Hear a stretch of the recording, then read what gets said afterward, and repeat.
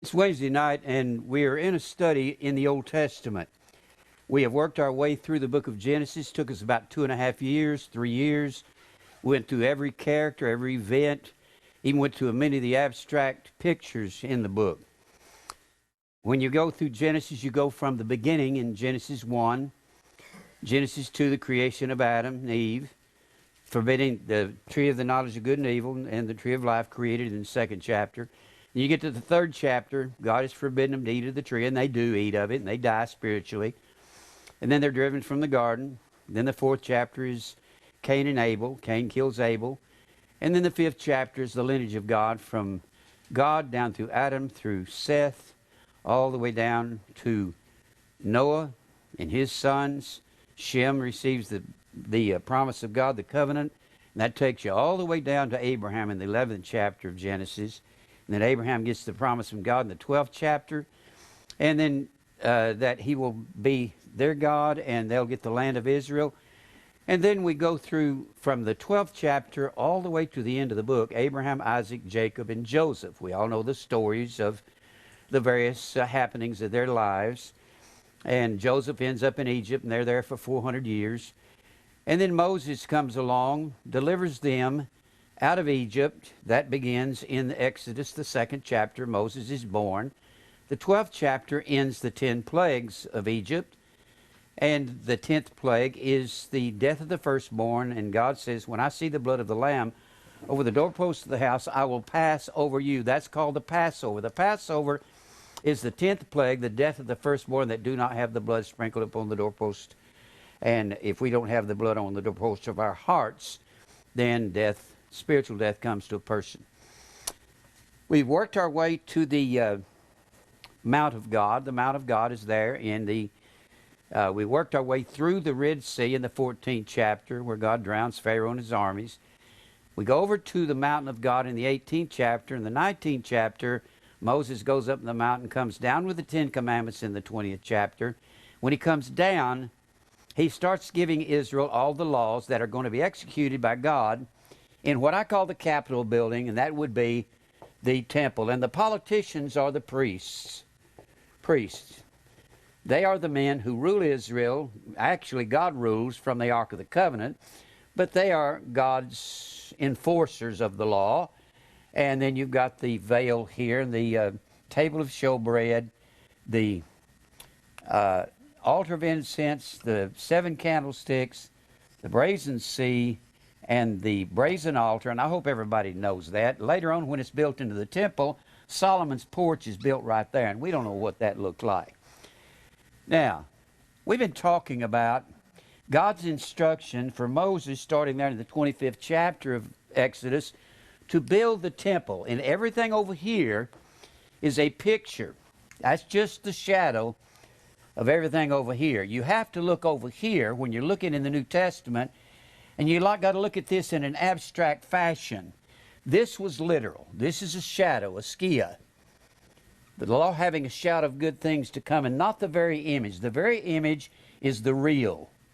The image is what casts the shadow. Like I said, the image was here before the foundation of the world and cast the shadow here. We know that our hearts are the Ark of the Covenant because the Ark of the Covenant was sprinkled on the 10th day of the 7th month, and our hearts are sprinkled there in Hebrews 10:22. 1 Peter 1 and 2, we're elected unto obedience in the sprinkling of blood. So this would be our hearts. The law was written on tables of stone, kept inside the Ark of the Covenant. Now the law is written on fleshly tables of our hearts. Then we know that the Bible says we enter in by a new and living way through the veil, that is to say his flesh, or his sarx, and that's feminine gender. Therefore, that is the church, because his flesh is the bread's the body, and the body's the church.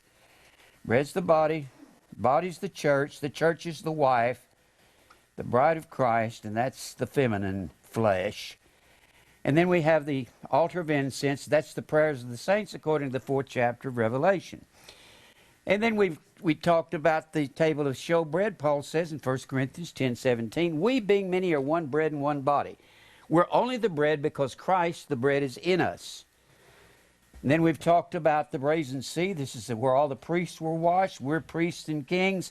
We're washed in the blood of Christ. This is a picture of being washed in the blood, as well as the Ark of the Covenant as being a picture is washed in the blood. The Ark of the Covenant is a picture of the church. The altar of incense, the prayers of the saints. The table of showbread, a picture of the church. The church is offered upon a daily altar, and that's the picture of this altar. We're washed here, and the church is a picture of the candlesticks. The Bible says so in Revelation 1 and 20. The 7 stars that are in your right hand, they are the 7 angels of the 7 churches, and the 7 candlesticks are the 7 churches. Now, I've been zeroing in on the candlesticks. Let me put something up on the board here. I'm going to have to go slow on this, because this is very, very abstract terminology. When we say abstract, we're saying you can't nail it down to an exact thing. I've got a, let me get my Bible over here. I didn't even pick up my sword. I've got a definition for abstract I've got it taped in the front of my Bible out of Webster Dictionary. If you can't think abstract, you're not going to understand the Bible. Abstract means to draw from or separate from. Abstract is thought apart from any particular instances or material objects. It is not concrete. When you look at an abstract painting by, who's the guy that, Salvador Dali has the dripping watches, you know, you're supposed to see something in that. Or Picasso, he's got a nose coming out here, and he's got a mouth halfway up the nose, you know. You're supposed to see something in that. I think it's a bunch of baloney myself. But you see what you see in that, that's abstractness. Now, I'm not really a great fan of abstract painting. Maybe it's pretty, I guess. You know what I think somebody did? They painted like that one time, and they said, I'll call this abstract, and I'll sell this to people, and they'll buy it. That's a bunch of hooey. Do you know why they had all the statues naked, carved in the Roman world? That was considered pornographic back then. So they were trying to sell their pornography to the world. Now we call it art. It's naked people in statues. Good grief. Now, expressing a quality thought apart from any particular material object. It's a quality without thinking of something exact. It's like baptism. When Jesus says, he uses an abstract term when he says, can you be baptized, James and John, with the baptism I am baptized with? Well, that would be ridiculous to say to them. Can means ability. If baptized meant to dip in water, is he saying, are you able to be dipped in water? And one of them says, well, I'm not able to because I'm allergic to water. I wonder what people do. People that are allergic to water on their skin, I wonder what they do. How do they baptize them if they're a Church of Christ? Huh? Or people that are living in a desert, how are you going to baptize them? There ain't no water anywhere. And you're a Baptist, and you got to dip them. All right. It's like if baptism is blood and it is a death. That's what abstractness is. You have to understand that baptized meant to cover with a stain or dye, and that a blood baptism was a martyrdom, but you're not going to make that up. You got to get it out of some culture book like I've done. I've got it out of many books. So he's talking about abstractness, designating or of art abstracted from reality. It's something that's not completely reality, but it is seeing the pictures of what something is. You understand what I'm saying? It's kind of like metaphor. Metaphor is like, he got that straight from the horse's mouth. Well, it doesn't mean he's been talking to a horse, does it? It meant what straight from the horse's mouth means if somebody tells you something, He didn't get it in a roundabout way through gossip. He got it straight from the source. That's what it means. That's an abstract statement. Now we're going to talk about the candlesticks. And when you look at we're the temple of God. The Bible says the church is the temple of God. We're the Ark of the Covenant. We're the seven candlesticks. And seven is abstract. That's an abstract number. Seven is the word Sheba in Hebrew. And the word Sheba, S-H-A-B-A, Shaba, comes from this word Sheba, and it is also related to S-H-E-B-U-A-H. And both these words, one means to take an oath, swear, or to take an oath. Take, oath. And what makes you take an oath, another term for this word Shaba means to seven oneself. You got all these sevens throughout the Bible, particularly in Revelation. Just seven vials, seven spirits, seven candlesticks, seven stars, seven angels, seven, and the sevens go on and on. Seven thunders, etc. Now, I'm going to talk to you about the seven candlesticks. And as we go, I'm going to put some of these things on the board. The seven candlesticks. We've concluded some things about the seven candlesticks. Can any of you tell me anything about them? What have we concluded that they are? Church. The church. What else? Huh? The light. The what? The light. Well, they are the light. I'm looking for something particular. The light. And what gives the candlesticks light? Oil. What kind of oil? Olive oil. Crushed olives. Olive oil. And I'm looking for something else. What are these seven? The eyes of the Lord. Of the Lord. And what feeds these candlesticks? Olive trees. Huh? What? The olive trees. Well, yeah, the olive trees, but what are the olive trees? How many are there? The two witnesses, the two olive trees, and you're going to find these in Revelation. You're going to find these in Zechariah, the 4th chapter, and you're going to find this in Revelation, the 11th chapter. Now, most people think the two witnesses in Revelation 11 is Moses and Elijah, and that's ridiculous. Or some say it's Moses and Enoch. The Bible tells us exactly, I mean emphatically exactly who the two witnesses are. Go back to Revelation, the 13th chapter. I mean, the 11th chapter. You got two witnesses here. Revelation. I'm going to read these things to you and try to keep it simple without going to a lot of explanation until I get to the paper I gave to you. All right, Revelation 11. You got two witnesses in verse 3. And they testify 1,203 score days. That's 1,260 days. 1,260 days is the same thing as 42 months.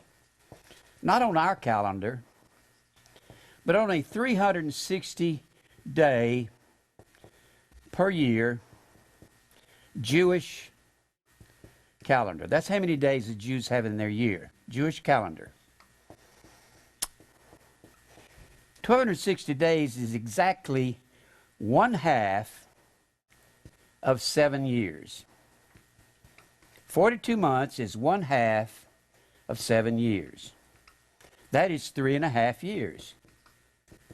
That is also referred to as a time, times, and half times That's understood to be that among the scholars.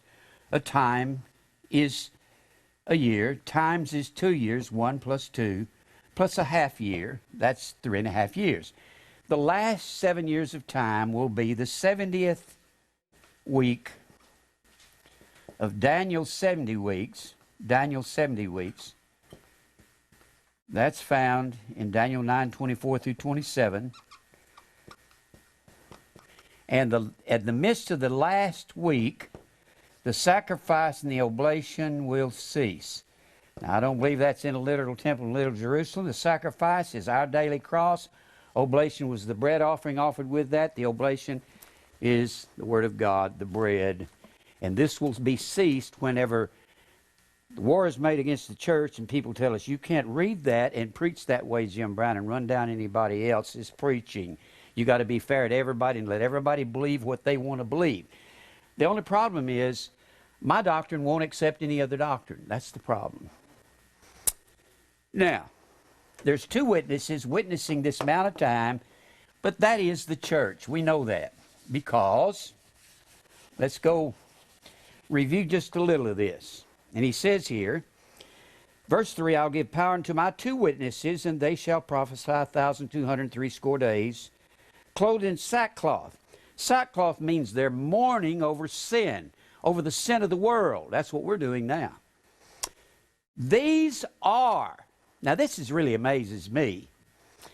Do you know that the two witnesses is the most puzzling, one of the most puzzling things in all the Bible to all the prophecy preachers all over the world, Jack Van Wimpy and Ren and Stimpy Van Impy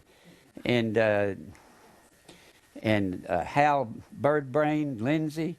They'll, oh, this is Moses and Elijah, and fire's going to come out of their mouth. They're going to be flamethrowers. You're idiots. Good grief. Here's what amazes me. The two witnesses, these are. How's that for a definition? These two witnesses are. If I took out that word are, could I put equal? I can do that, can I? Because are is the same thing as equal. These two witnesses equal the two olive trees. They equal the two olive trees. That's what they equal. The two olive trees, there's an olive tree in the Old Testament. The light came out of the olive oil. I believe the tree of life that we find in Revelation 2, Revelation 22 is the same tree of life. Over there in Genesis, the 2nd chapter and the 3rd chapter. And it's the same tree of life we find in the book of Proverbs. I'm not going to go into that right now. Now, these are the two candles. These are the two olive trees and the two candlesticks standing before the God of the whole earth. Before God, the God of the earth. That means they stand in front of God to represent God in the earth.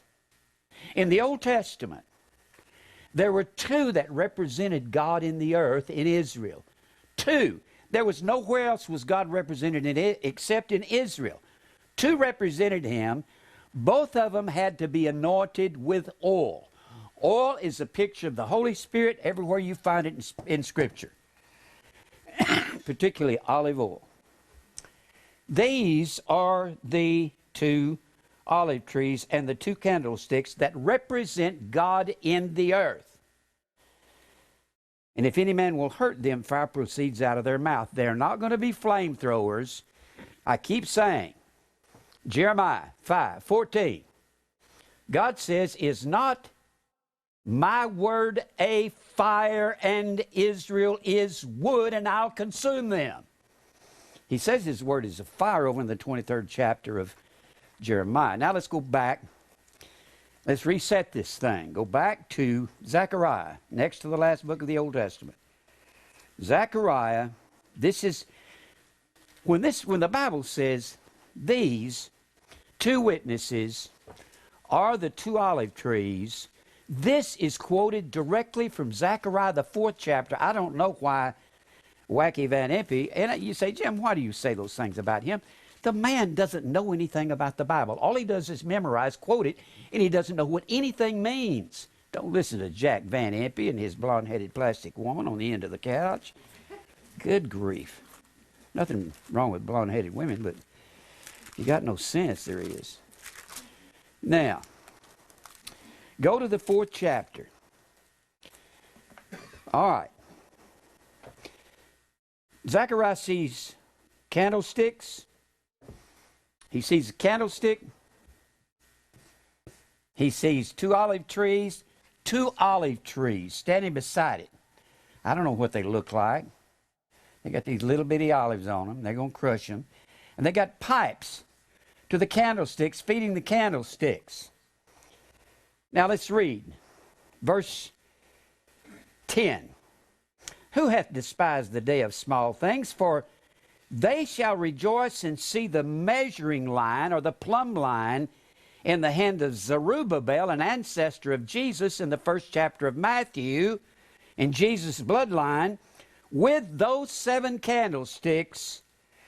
Those 7 candlesticks are the eyes of the Lord, which run to and fro through the whole earth. To and fro means it goes throughout the earth. Now, over there in 2 Chronicles 16 and 9, the eyes of the Lord go to and fro through the whole earth, showing himself strong in behalf of those whose hearts are perfect towards God. The Bible says that the candlesticks here are the eyes of the Lord. Candlesticks are the eyes of the Lord. The Bible says that the candlesticks is the church in Revelation 1 and 20. Well, if the candlesticks are the eyes of the Lord, let me put it this way. The candlesticks equals the church equals the eyes of the Lord. Anything that's equal to the same thing is equal to each other. So therefore, the candlesticks is the eyes of the Lord. The eyes of the Lord, the candlesticks are the church. Therefore, the eyes of the Lord and the church are one and the same, aren't they? Well, he says that Israel is the apple of his eyes in that 2nd chapter.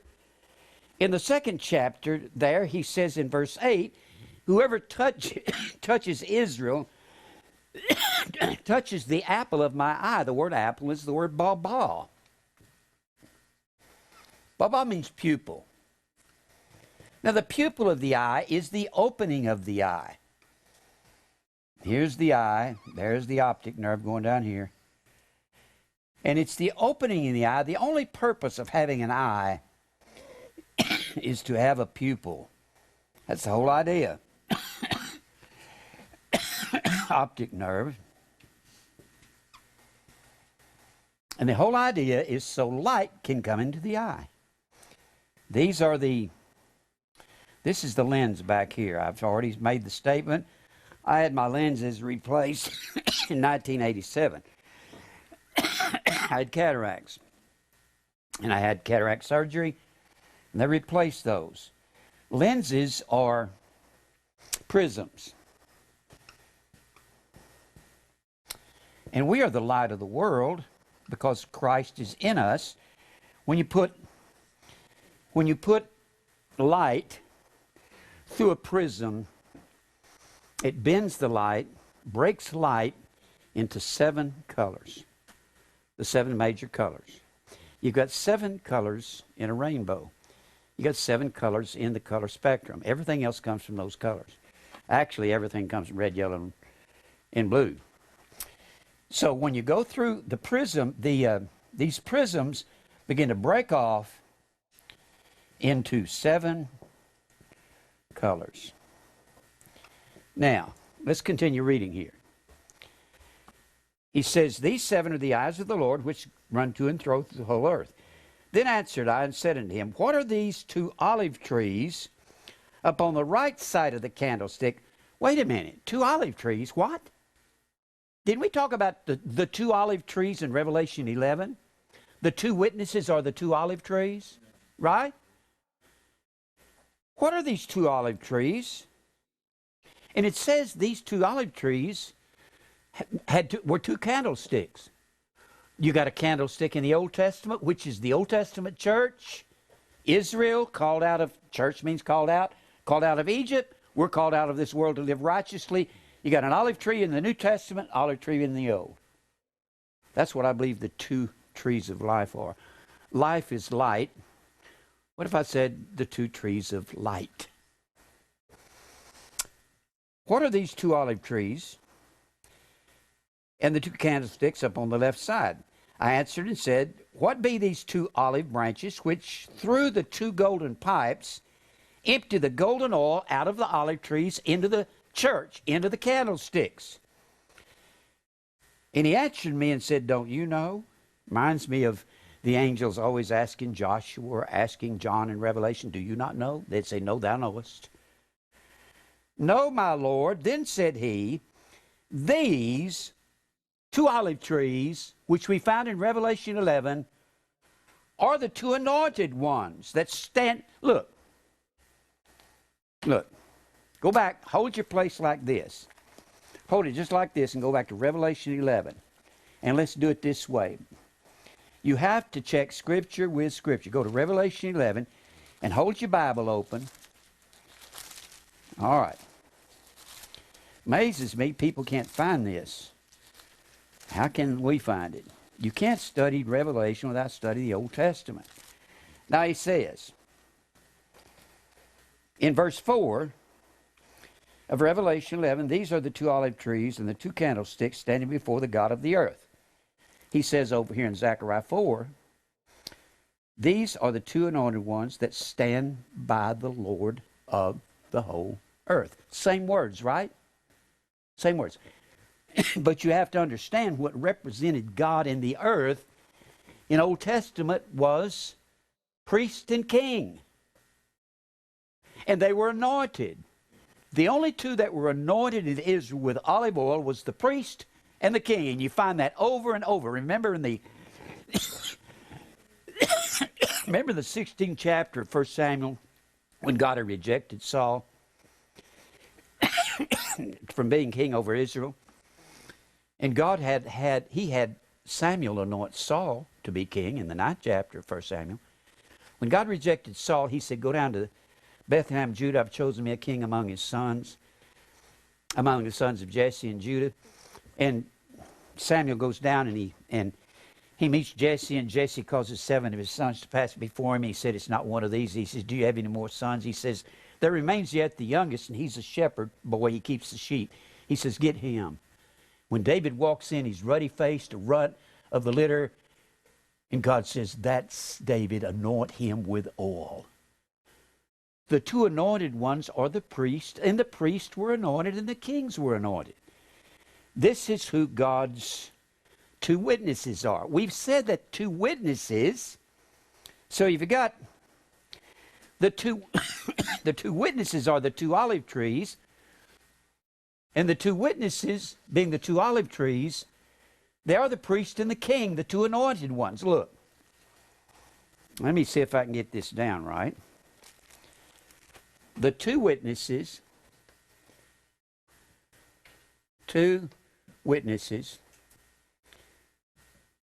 equals two olive trees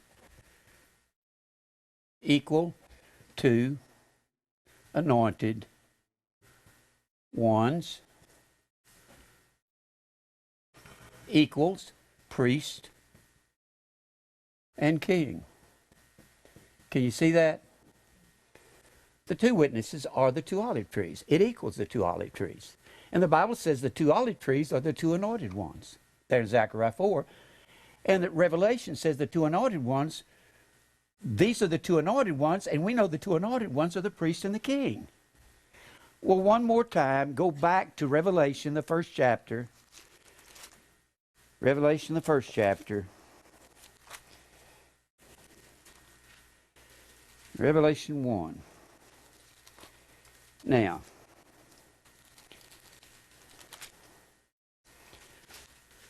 Where did I say go? Oh, 1. Okay, 1. Look at 5 and 6. And from Jesus Christ, who is the faithful witness, and the first begotten of the dead, and the priest of the, and the prince of the kings of the earth, unto him that loved us and washed us from our sins in his own blood. That's the blood baptism, isn't it? Yes, sir. That's the sprinkling of our hearts, the spiritual ark of the covenant. That's entering in by a new and living way, and hath made us. Now, hath made is past tense. It's aorist indicative. He hath made us kings and priests. What has he made us? He's made us the 2 anointed ones. He's made us priest and king. He's made us the 2 olive trees. Well, how are we feeding the church? Am I feeding you? The oil? The oil is a picture of the Holy Spirit. The Holy Spirit is truth. John 14, 15, 16, John 15, 26, John 16, 13, 1 John 5 and 6. The Spirit is the truth. John 17, 17, thy word is truth. Am I feeding you the Word of God, which is the Holy Spirit, which is the olive oil, spiritually, of the light of God? Isn't that what we're doing? This is what you call abstract terminology. Do you understand that? Do you know that people who don't understand abstractness cannot understand the Bible? You have to think, not nailing. Do you know that I never, ever finish studying a subject? I keep seeing things in it. I told Willie the other day, I was at his house, I said, I constantly look at Romans 8 and 29, and 8 and 30, and 8 and 28, and 8 and 27, and 26. And I'm constantly wondering, what is it I'm not seeing in this? And I've been teaching it for 50 years. Everything I'm wondering, what is it I'm not grasping? Sometimes I'll see things, and you'll say, you're just teaching the same thing over, Jim. I'm going, you're not seeing what I'm saying. And I'm trying to explain it. This book is so magnificent, I'm seeing constantly. The very verses I've been teaching for years, I'm going, oh, wow. And I see stuff in it constantly. I believe God is that wonderful. But what are the 2 witnesses? That's Jewish law, isn't it? I'll just give you a couple of them, and then we'll get back to the subject. Over in Numbers, the 35th chapter. Numbers 35. Trying to reset the picture. Numbers 35. 35, verse 30. Who killeth any person, the murderer shall not be put to death by the mouth of witnesses, but one witness shall not testify against any person to cause him to die. It takes 2 witnesses, Deuteronomy 17. Some of my favorites here, 17. This is Jewish law. So this would be the 2 olive trees. The 2 witnesses is... These 2 witnesses over here in the Old Testament are the same 2 witnesses of Revelation, the 11th chapter. God doesn't change. It's Jewish law. Verse 6, chapter 17, Deuteronomy. At the mouth of 2 witnesses or 3 witnesses shall he that is worthy of death be put to death, but at the mouth of 1 witness he shall not be put to death. Then over there in Deuteronomy 19, verse 15, 1 witness shall not rise up against a man for any iniquity, for any sin in that he sinneth, at the mouth of 2 witnesses. The 2 witnesses are the 2 olive trees. What this is, when you're verifying in a court of law with 2 witnesses, you're verifying the truth, aren't you? You're verifying the Word of God. Or at the mouth of 3 witnesses shall the matter be established. Maybe just over here in John 8. Jesus talking to the Pharisees who were supposed to be the keepers of the law, he says to them in John 8,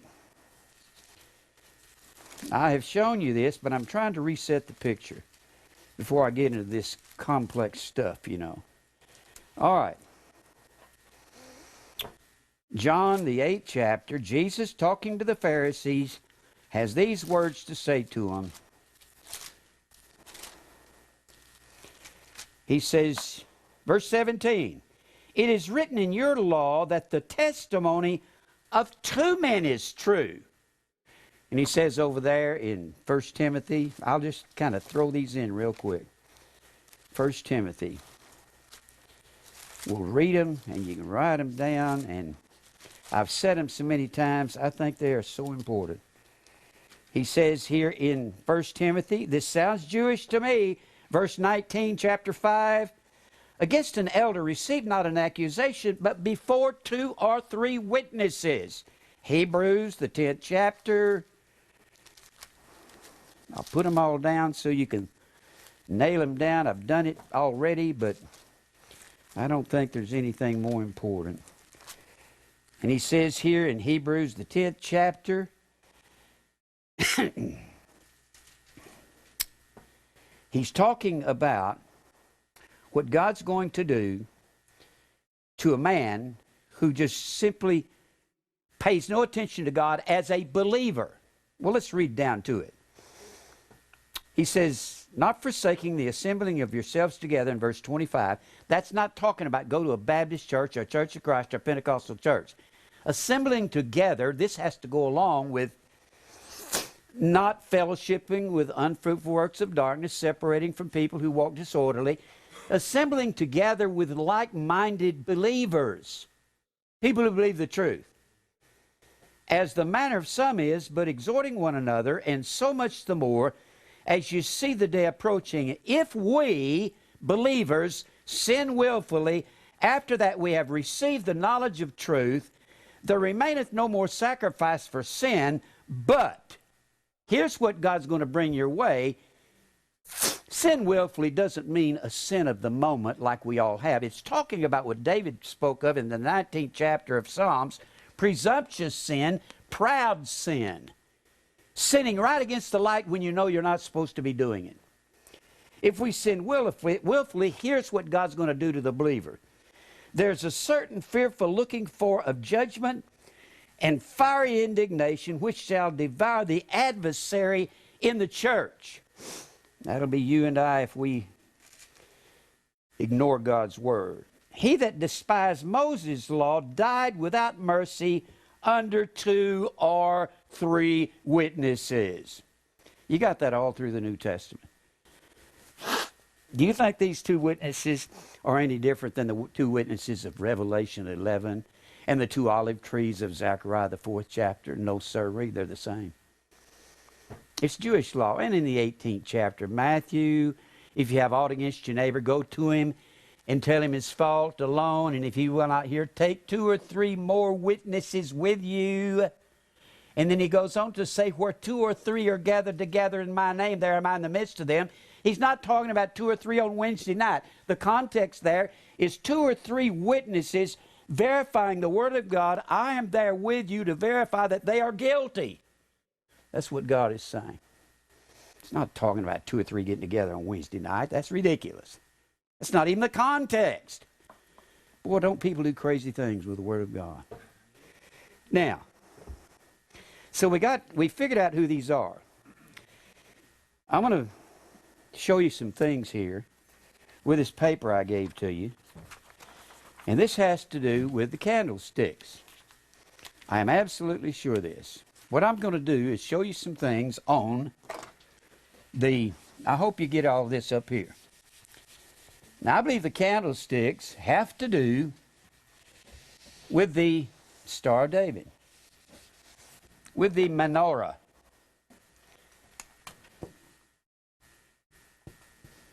Menorah. Menorah is the 7 candlesticks.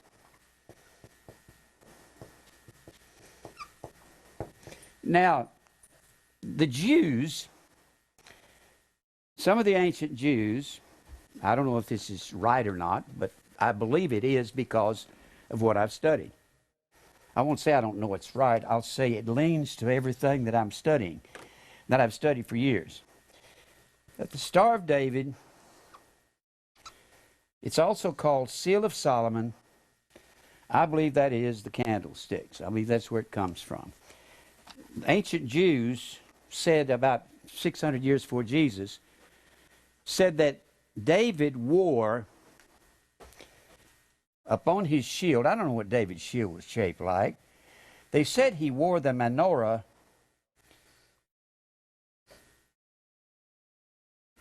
on his shield. Well, if he wore the menorah on his shield, and this is shield of David, shield of David. The word shield of David is Magon David. That used to be a wine they used to sell. I don't know if they still sell it. Magon means shield, shield of David. If this is the shield of David, and they said he wore this on his shield, they said he wore, some of the old ancients said he wore the 67th Psalm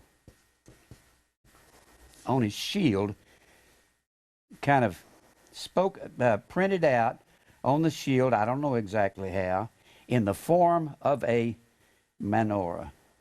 Let's look over there at the 67th Psalm. Just for the fun of it, okay? All right.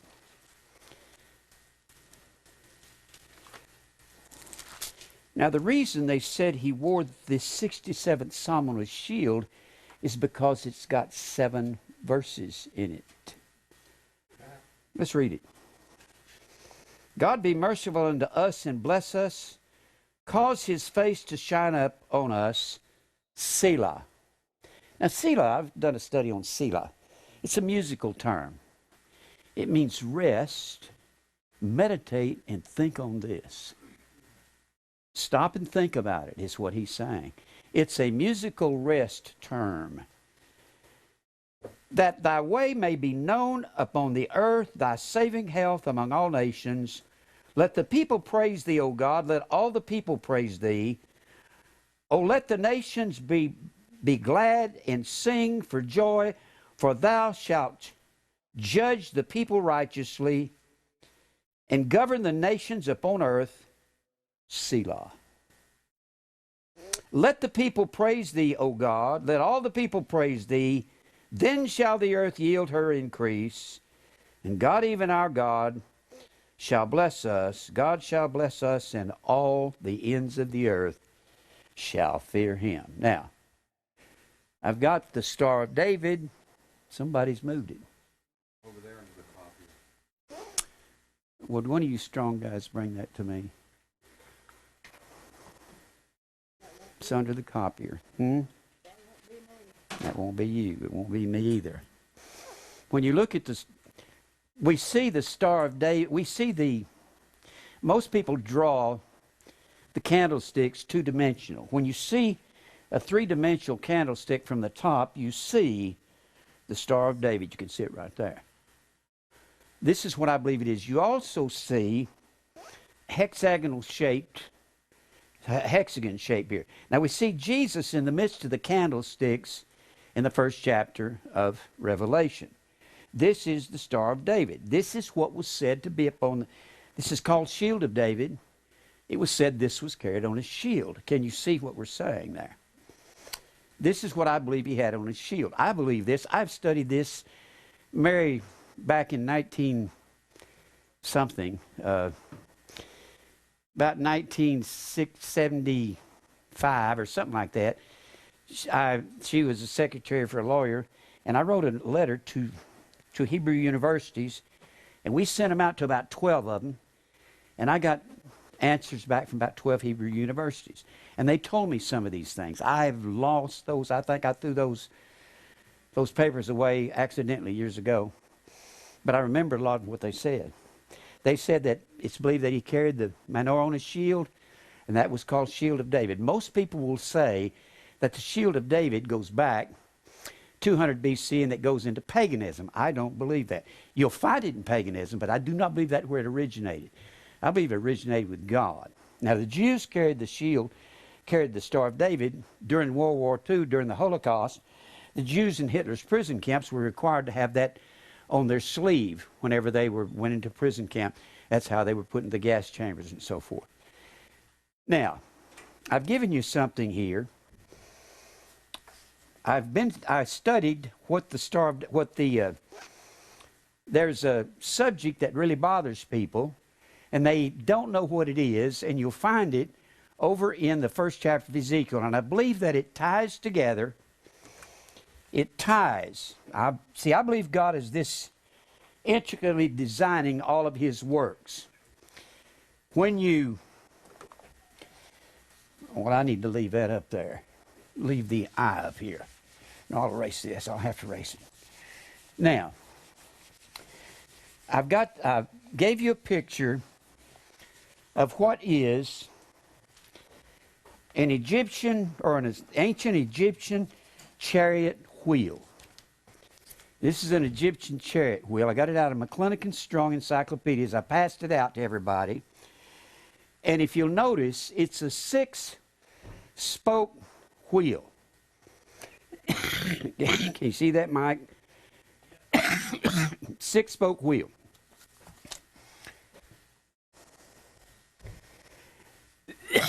I'm going to say some things. I'm going to say them slow, because this is really hard stuff to get a hold of if I don't. Now, it is like so, and it is a wheel inside of a wheel. It's a wheel in a wheel. We can see that. That's the way it's made. And it is like so. And actually, if you look at it, it's Egyptian, but the men who invented this and created the chariot wheel were Assyrians. The Assyrians were here before the southern Babylonians. They were northern Babylonians, and they were overthrown by the Babylonians. So everyone who got the chariot wheels got them from the Assyrians. They put 6 spokes on their war chariots, and they put 8 spokes. They put 8 spokes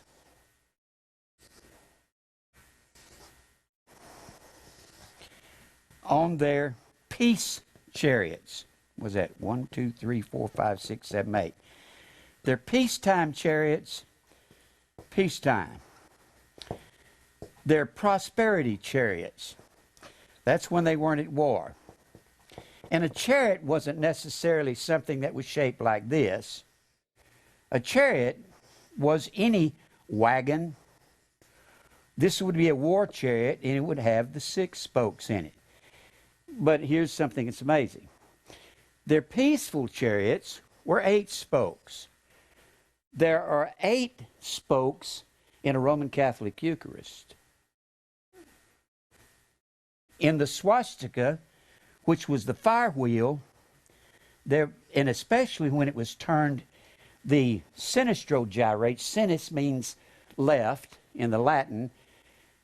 In a sinistro gyrate, the arms broke to the left. We get our word sinister from sinis, and left-handed people were considered evil. And Israel didn't like left-handed people, and God says, I'll give you a left-handed man named Ehud, and he'll deliver you. How'd you like that, Israel? So, breaking to the left, you got 1, 2, 3, 4, 5, 6, 7, 8.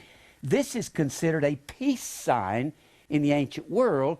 This is a peaceful chariot with the 8 spokes, and you have peace with God in the Roman Catholic Church if you eat you can count the lines in that Eucharist, and there's 8 of them. Now, do I think that's an accident? I believe this comes, you see, that was a peaceful sign, the swastika in the ancient world. It wasn't an evil sign.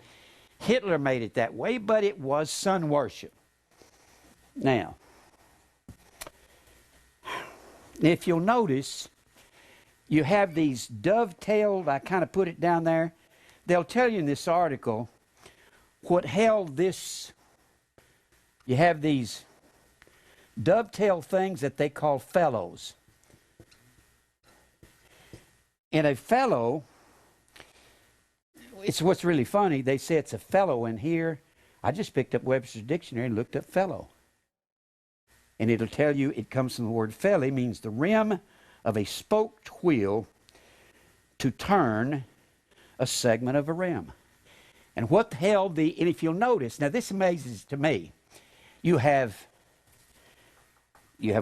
24 of those fellows holding those wheels together. That's like you've got 24 elders, You got 12 tribes of Israel. You got 12 apostles. I'm just kind of throwing this out there speculatively on this. But when these 6 spoke wheels, they'll tell you in these articles. I've got an article here out of McClintock and Strong on chariots. I didn't give you all that's in the article. And then I've got the article on chariots. I've got I've got the cherubim back here in the back. And I got the whole article on the cherubim. I just printed them out real quick before I came here. But if you'll notice, in the chariot wheels, these are wheels and wheels. Let me go ahead and say this. In the human eye, looking at it from the front, you've got the iris of the eye. Iris of the eye. Now remember, when light goes through a prism, it breaks off into 7 colors. You've got the iris. The iris of the eye is a wheel in a wheel. And the eye of God goes throughout the whole earth to show himself strong in behalf of those whose hearts are perfect toward him. What he's saying, his eye, God's eye, which is the church, is his defense. It is what he attacks the world with. And isn't Jesus coming back with eyes as a flame of fire? And God says, if you touch Israel or the church, you've punched me in the eye. And then this iris, for looking at it from the side, if it's like so, you punch it in the eye, it bends back like a war bow, like so. And tears begin to run from it, and it becomes inflamed. And right in the center of that eye is 7 colors. You got 7 points here in the middle of this wheel, in the wheel. I'm going to go slow on this because it's a lot of stuff. So you got 7 colors here. I think of, if the 7 candlesticks is the church and goes into the pupil, the 7 candlesticks could be represented in the midst of God's eye like this, couldn't it? Huh? Or what if we put it in there in the form of 7 candlesticks?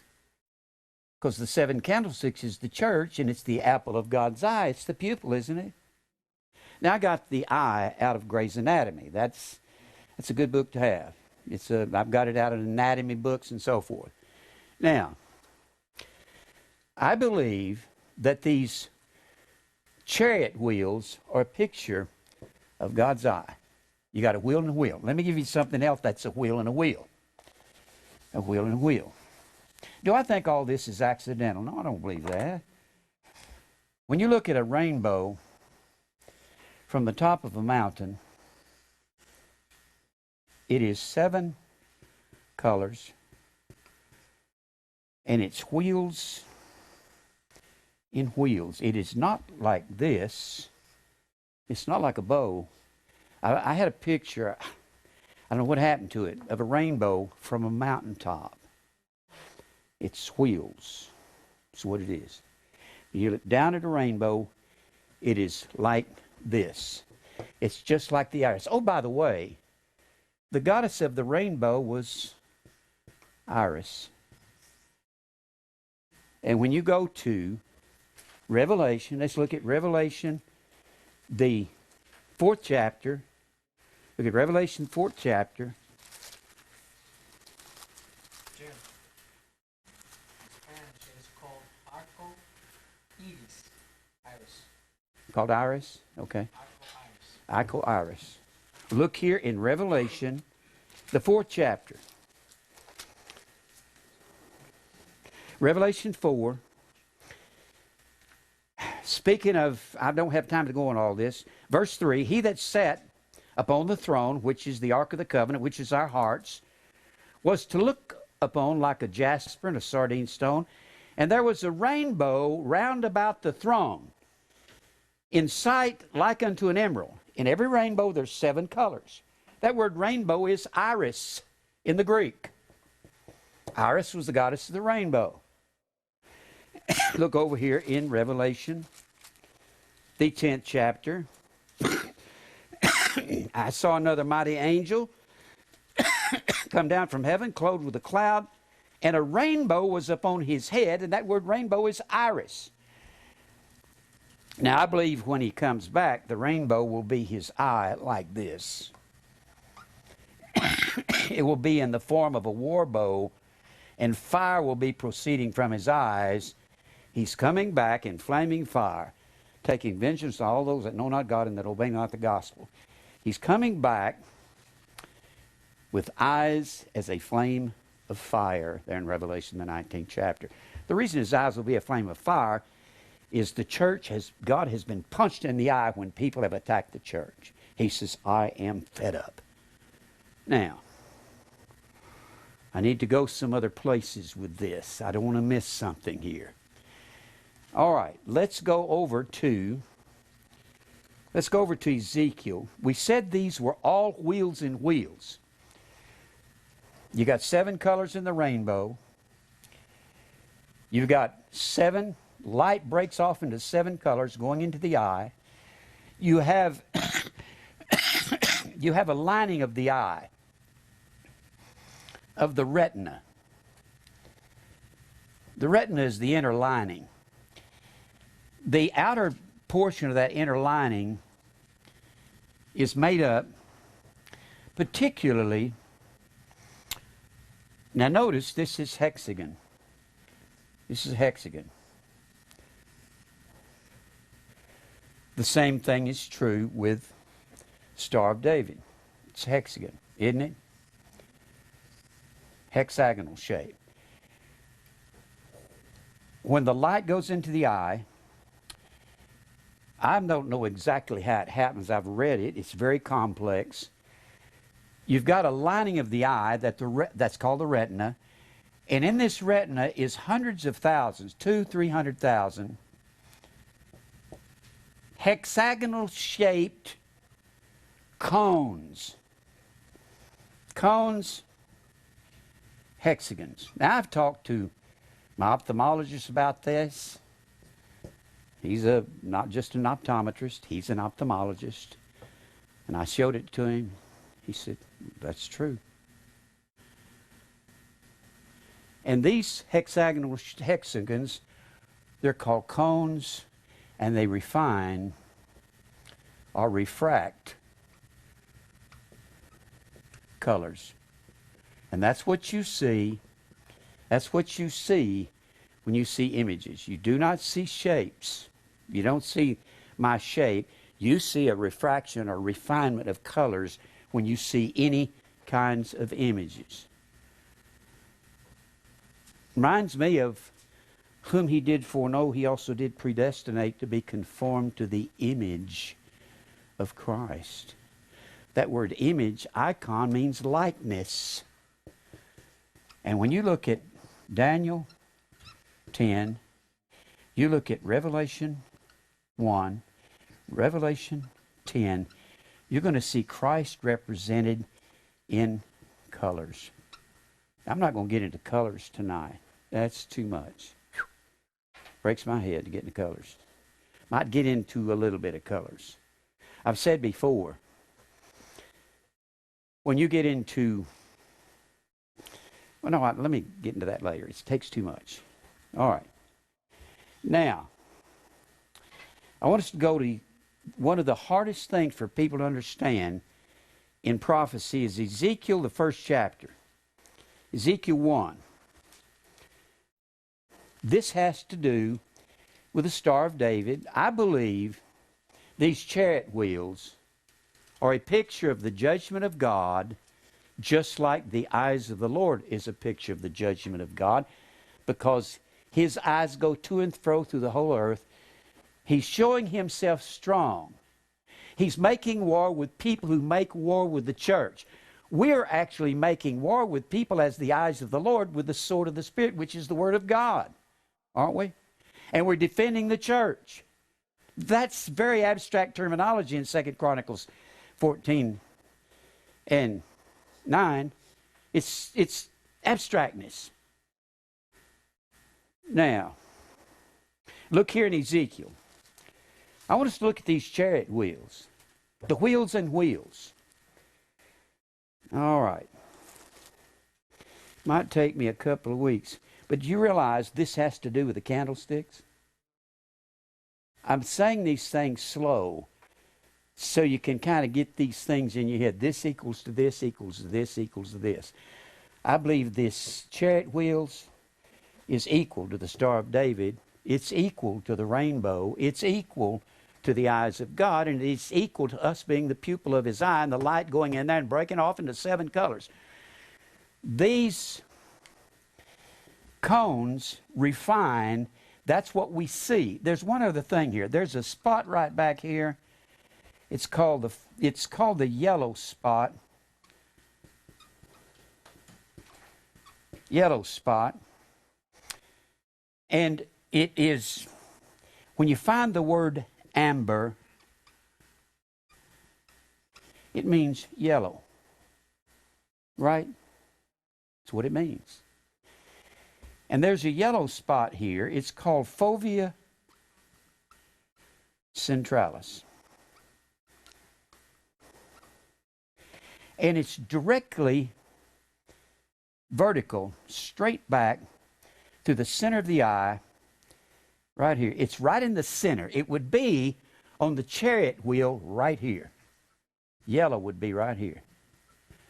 Now the color of torches and lamps, when you look at them, they are yellow, aren't they?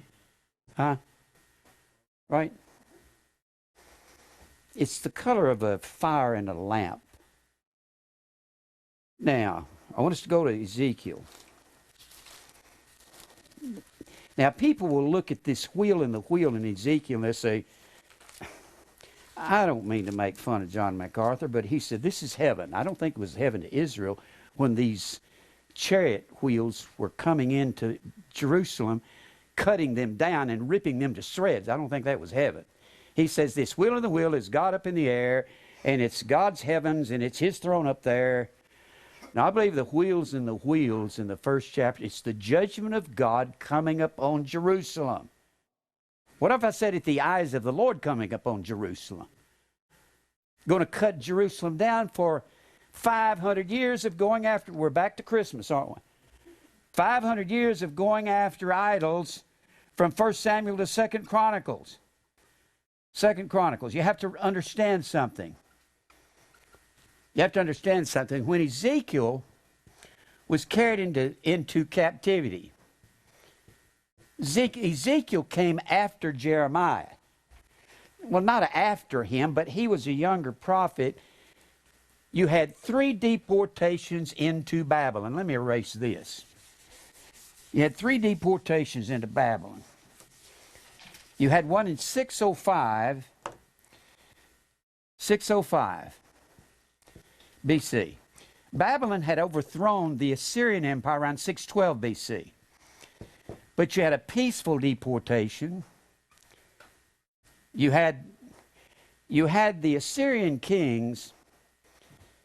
Well, no, I don't need to get in that right now. I got so many things to say. You had a deportation in 605, Babylon carrying Israel off. Israel had been rebellious, and God touched the hearts of kings to carry Israel away.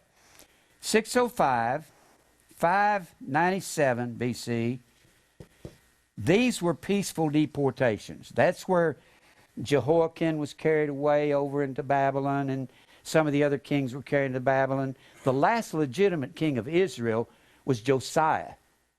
He was, I'm not going to go into his sons. I don't have time. But he was the last legitimate king right here. His son Jehoahaz, his other son Jehoiakim, and Jehoiakim's son Jehoiakim, and Josiah's other son Zedekiah. These 3 were sons. This was the grandson. These last 4 were puppet kings of the Babylonian Empire, and a couple of them were carried away into Babylon during these 2 deportations here. 586 BC was the total annihilation of Israel, southern Judah, by Nebuchadnezzar. in 597, that's believed when Ezekiel was carried away. So what Ezekiel is doing, when you study Ezekiel chapter 1 through chapter 10, Ezekiel is prophesying the total destruction in 586 BC. And it's amazing how he's nailing it before it even happens. So he is a prophet around 597 saying what's going to happen. In that first chapter, when it comes to those wheels and wheels, he's telling you what's fixing to happen. Fixing. What's about to happen? How's that for a nice northern word? What's fixing to happen? I'm fitting to leave. Like what woman used to say, come here. I'm fitting to leave. You're fitting. Yeah. All right, now, let's go over here. So you have to understand what Ezekiel's prophesying about before you can talk about the wheels and wheels. I believe they're exactly aligned with the wheel in the eye. Now, I believe they're exactly aligned with the eyes of the Lord, with the seven candlesticks. If David went into battle with the candlesticks on his shield, that means judgment's coming. That's what it meant, didn't it? You got David coming after you with this on his shield, and you ain't going to do nothing but run? You're out of your mind.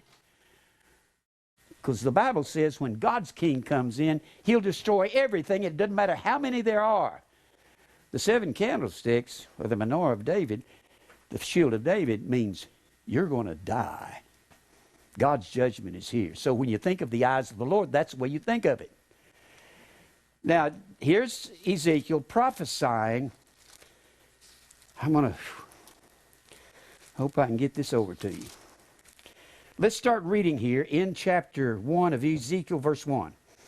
Now it came to pass in the 30th year, in the 4th month, in the 5th day of the month, I was among the captives. This is Ezekiel. He was captive. That means he's been carried away into Babylon. Wonderful man Ezekiel. Now Jeremiah is still over here in Israel.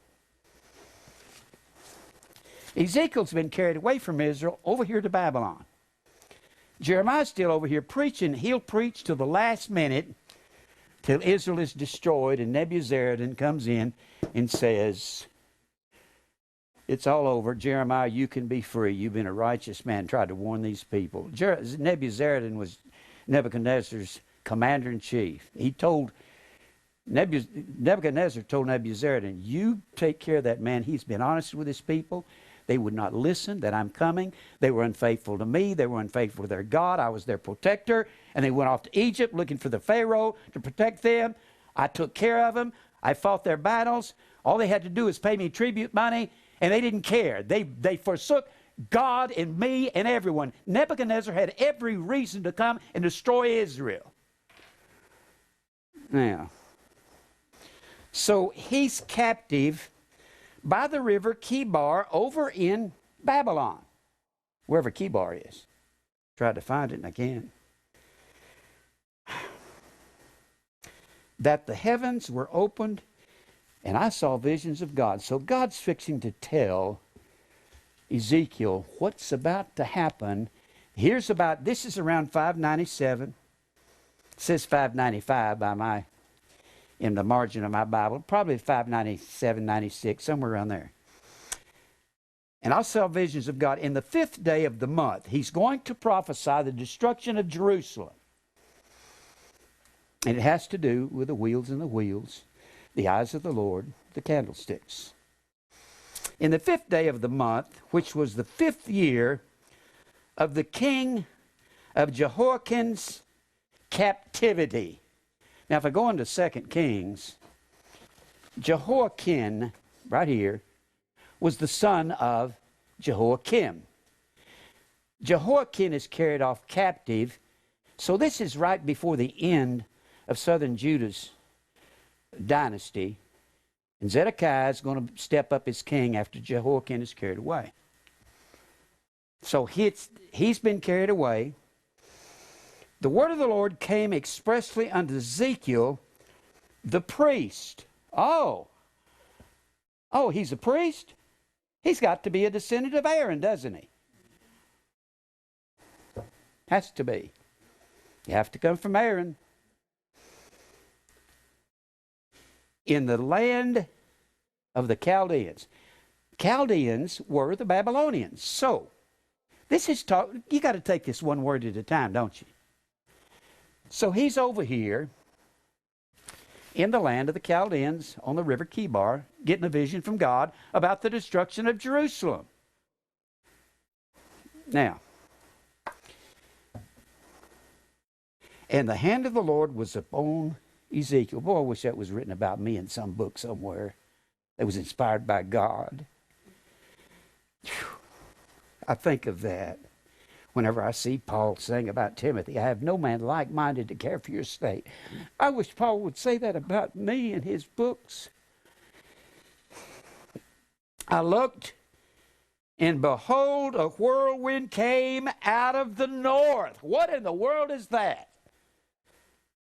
Well,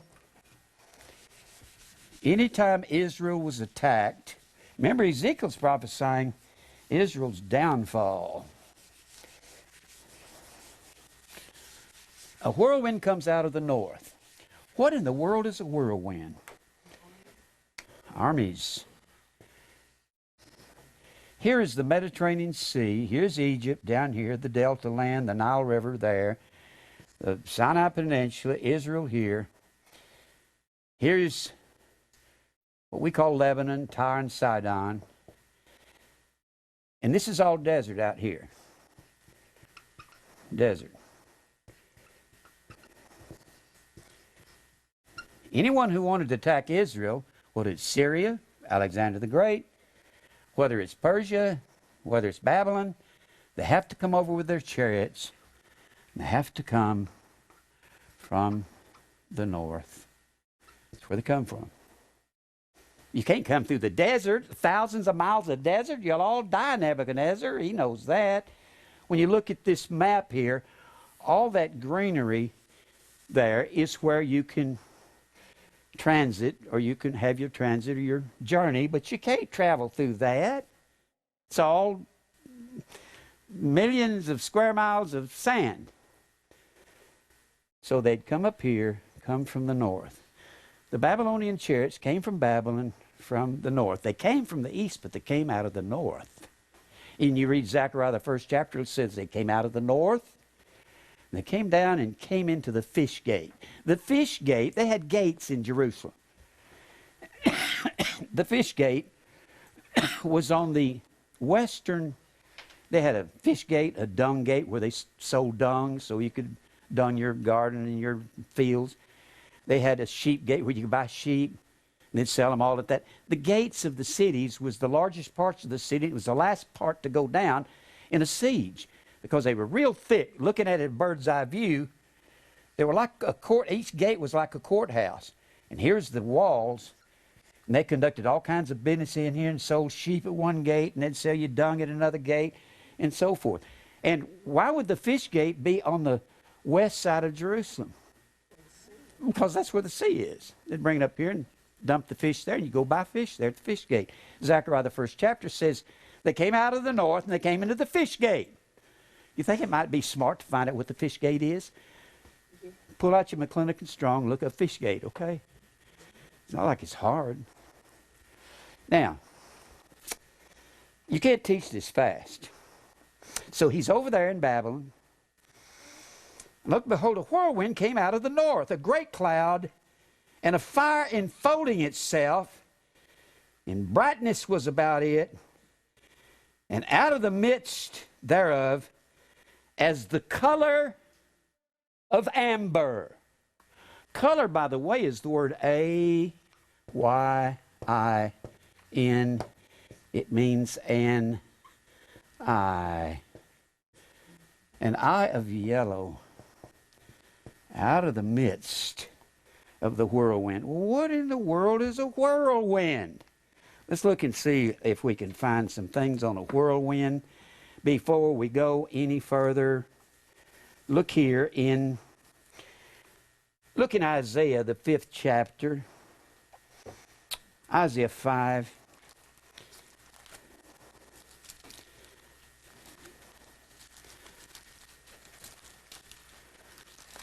I've taught this before, but I've never gone this slow. How much time do I have, Mike? 18. Oh, gosh, I ain't even going to get started on this. If y'all will forgive me, I'll resume this next week, and we'll try to really get this ironed out. 5. Look here at Isaiah 5, and look here in verse 28.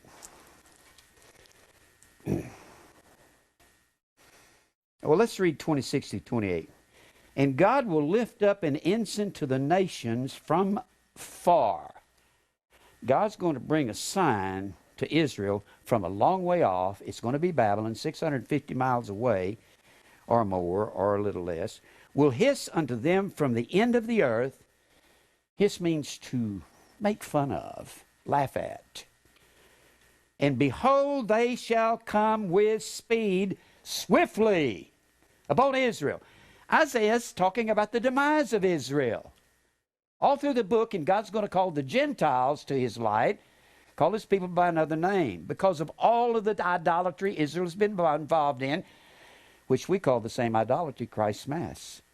None shall be weary nor stumble among them, none shall slumber nor sleep, neither shall the girdle of their loins be loosed. He says their girdles of their loins are going to be tightened for battle against Israel. They're not going to sleep till they get here. Nebuchadnezzar's on the way. Judgment's coming. And they're going to be in these 6-spoked wheel chariots. They're going to have the eyes of the Lord on their chariot wheels.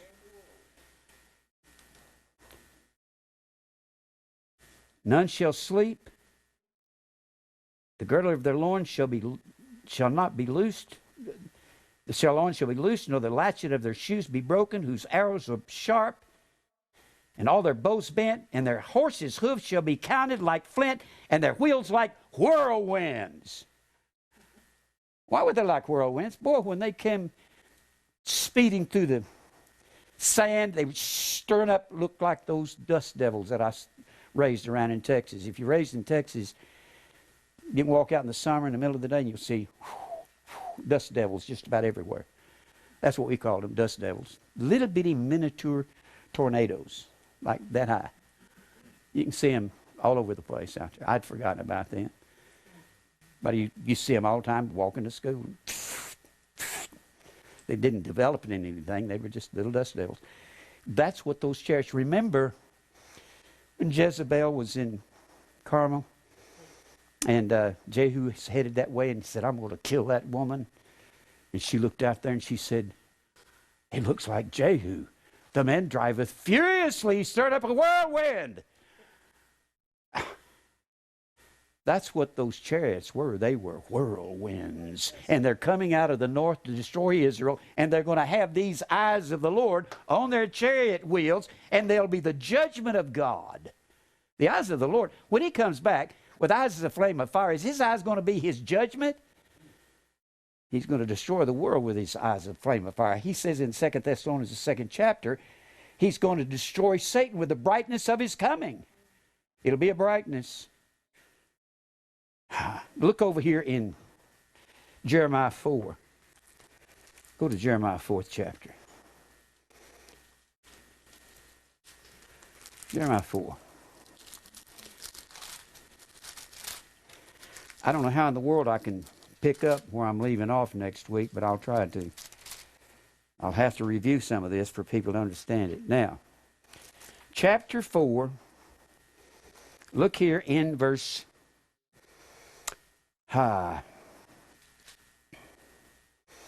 let's start reading in verse 10. Then said I, Lord God, surely thou hast greatly deceived this people in Jerusalem, saying, Ye shall have peace, whereas the sword reacheth into the soul. Jeremiah is prophesying Jerusalem's finish, demise, total destruction. At that time shall it be said that this people into Jerusalem, a dry wind of the high places in the wilderness toward the daughter of my people. A daughter was a city. Towards the daughter of my people, not to fan nor to cleanse. I'm not going to cleanse Israel with this wind that's coming. God called Nebuchadnezzar an east wind. He came from the east, but he came out of the north. Even a full wind from those places shall come unto me. Now also will I give sentence against them. Behold, he shall come up as clouds, and his chariots shall be as a whirlwind. And the chariot wheels are going to have those eyes of the Lord on them, and the judgment's going to come up on Israel. Can you imagine what the priests of God saw in those wheels when they come up into Israel and they're going through the streets just ripping and tearing, just tearing the people down? You see, they had scythes on the wheels. You saw those in the Ten Commandments. When you look at the chariot wheel from the side, in the Ben-Hur movie, yeah. They had those scythes. They were like scythes that you cut down wheat with. And they would just go through and they were called iron chariots, and they would just rip people apart. God says, this is my judgment upon my people, because they had no pity for me, and I will not pity you. And I'll have the women, the Israelites, I'll have your babies ripped out of your belly, and I'll take the babies out and dash their brains against the walls of Jerusalem. People say God wouldn't do that. He said, I will. And what he'll do to America is going to be just as bad. Now I want to give you a couple of these. I want to kind of establish whirlwinds. Read the end of verse 13. Okay. Verse 13. All right. His chariot shall be like a whirlwind. His horses are swifter than eagles. Woe unto us. We're spoiled. We're carried away captive. This is nothing about it. It's about the same old story. Israel going after Baal in the grove and Shemash and Molech, and this is what he's going to do to them. And Ezekiel's prophesying it. Are we spoiled? Not spoiled like a baby. Spoiled means to be, we're carried away. Let me get me a drink of water. I wish I had about 3 hours on this, because there's so much to this. Bring that paper back next week and I'll finish explaining it. The best I can anyway. Look over here. Look over here in Isaiah 66. Look at Isaiah 66. We're going to get these whirlwinds established that we find in Ezekiel, the first chapter. Ezekiel 6:6. Isaiah 66. We want to establish this first. It has to do with the seven candlesticks, doesn't it? Sure it does. People say, well, that's all coincidental. You believe that? I don't believe that. Now, Isaiah 66, God is talking about, he's already said in 65, he's going to call his people by another name. He's going to say, behold me unto a people that did not know me, there in the first part of the 65th chapter. Now, he says here in Isaiah 66, look here in verse, he talks about the Gentiles, like a flowing stream shall you suck, you shall be borne upon her sides and dandled upon her knees, in verse 12. That's the Gentiles coming to Jerusalem, spiritual Jerusalem, heavenly Jerusalem, the church. Then he says here in verse 15, for behold, the Lord will come with fire, and with his chariots like a whirlwind. Because that's what they look. His chariots are the chariots of the Babylonians. God says, they are my instruments. I'm raising a sword against Israel. They're my chariots. God put it in Nebuchadnezzar's ear. Go destroy Israel. God will use an evil man. Didn't David say, deliver me from the wicked, which is thy sword in thy hand? He'll pick up an evil man and hack your life to pieces, and you'll get mad at that evil man until one day you wake up and say, Lord, the fault is mine. You raised that man up to cut me to the ground. He really actually made that register in my life. I blamed everybody but myself. Woke up in a hospital, dying, said, Lord, the fault is mine. Until you can say, the fault is mine, you have never repented. and to remember his anger with fury. Notice I said, whenever his eyes are involved, or the chariot wheels, which have the eyes in them, when you see that involved, it's God venting his rage and fury and anger. By the way, that's the candlesticks, isn't it? When we are out here preaching to the world, we are the eyes of the Lord. We are the candlesticks, showing ourselves strong because Christ is in us in behalf of the church, in behalf of those whose hearts are perfect before Christ. And his fury and his rebuke with flames of fire. How's that? Christ coming back with flaming fire. This is very abstract, isn't it? For by fire and by his sword will the Lord plead with all flesh. Plead doesn't mean beg. It's the word rube. It means fight. He's going to fight flesh with the eyes of the Lord, and the slain of the Lord shall be many. Look here in, oh goodness. Look at Daniel 11. Daniel 11.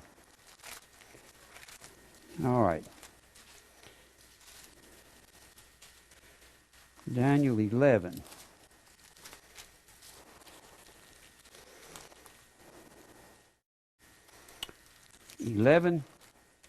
I got to give you one thing before I finish up tonight. Daniel 11, verse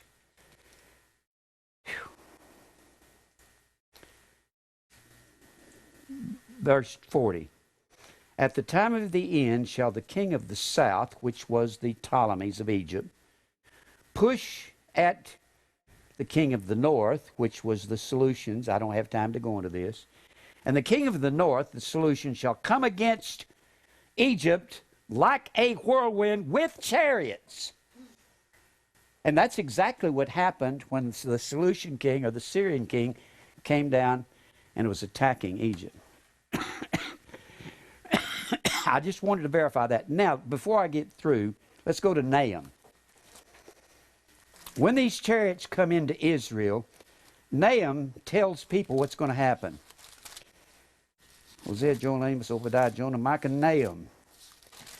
Nahum, chapter 2. Nahum is prophesying against Nineveh. He said he is the burden of Nineveh. He's prophesying to the same people that Jonah was prophesying to. Nineveh was the capital city of the Assyrian Empire, and God says, I'll destroy them. And he's prophesying against many others as well. In chapter 2, verse 1, he that dasheth in pieces is come up before the face, keep the munition, watch the way, make thy loins strong, fortify thy power mightily. For the Lord hath turned away the excellency of Jacob. Jacob is all of Israel. God's destroying all of Israel, Nahum says, because of their apostasy. As the excellency of Israel for the emptiers. What is an emptier? One who empties. Who is that? Nebuchadnezzar, the Assyrians. They're going to carry him away into captivity. The emptiers have emptied Israel out and marred their vine branches. Israel is called a vine. It's called an olive tree. It's called a grapevine. The shield of his mighty men is made red. The valiant men are in scarlet. The chariots shall be with flaming torches in the day of God's preparation. And the fir tree shall be surely shaken. And the chariots shall rage in the streets. As they go in to destroy Jerusalem, they shall jostle one against another in the broad ways. They shall seem like torches. What's the torches part? Those scythes in the middle of those wheels will be flashing in the sunlight like torches, light yellow. Huh? That's right, but it's flashing in the sunlight. The sun is glinting off of it, and it's a yellow spot right in the middle of the seven eyes, and right in the midst of the eye of God is the yellow spot that begins to refine all of God's seven colors in the eye. There's a yellow spot right there, and there's a yellow spot right in the center of those war chariots. Do I believe that was an accident? No. Did I make this up? I've got the wildest imagination any man alive.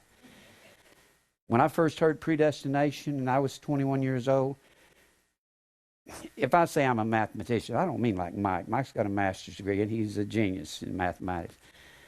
But I have been a mathematician since I was a little boy. Everything had to be analyzed and add up. When I heard predestination, I said, everything must be mathematically add up. It has to. And I studied from that day, from 21 to 74, studying from nothing is out of kilter. God has ordained everything in an exact fashion. The colors, the numbers, the gematria, the everything. And that's the way I study the scriptures. And I go into my anatomy books and my physics books and my biology books and I pull out Eric's 12th grade. I pull out his 12th grade biology book out of high school. Believe me, nobody has ever studied everything in a 12th grade biology book. The amount of information is overwhelming. And you can find these things if you believe that everything has an exactness. When you find hexagonal shaped prisms, you got them in the sperm of a man. Did you know that? You see, I believe the hexagon is God's picture.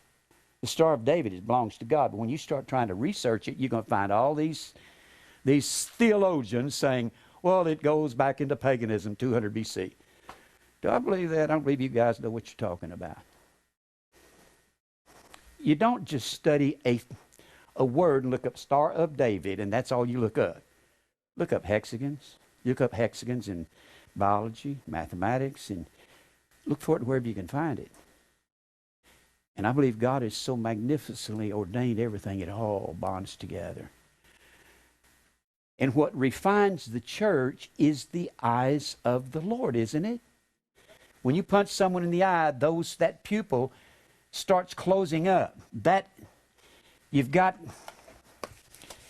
the iris of the eye bends back. Goodness, I got to get something else in here. It bends back and it starts to tear up and the eye begins to pour. Look here at Genesis. Look at Genesis before I forget this. Genesis, the 7th chapter.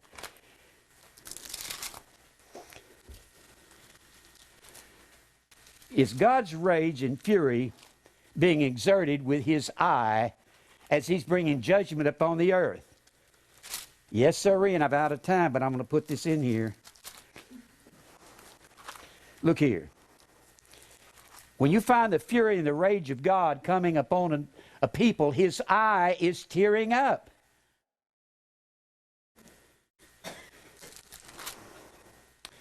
Chapter 7, verse 11. In the 600th year of Noah's life, in the 2nd month, the 17th day of the month, the same day, all the fountains of the great deep were broken up and the windows of heaven were opened. Was this the judgment of God? Would you call this the eyes of the Lord? The word fountain is the word Menorah. M-A-Y-A-N-A-H.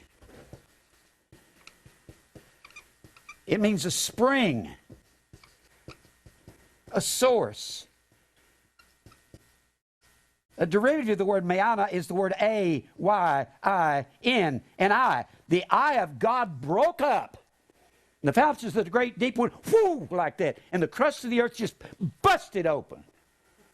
And Noah took off on a 5,000-foot wave. And God kept the ark upright. It was a box. It was a coffin. It looked like a coffin, just a little rectangular box.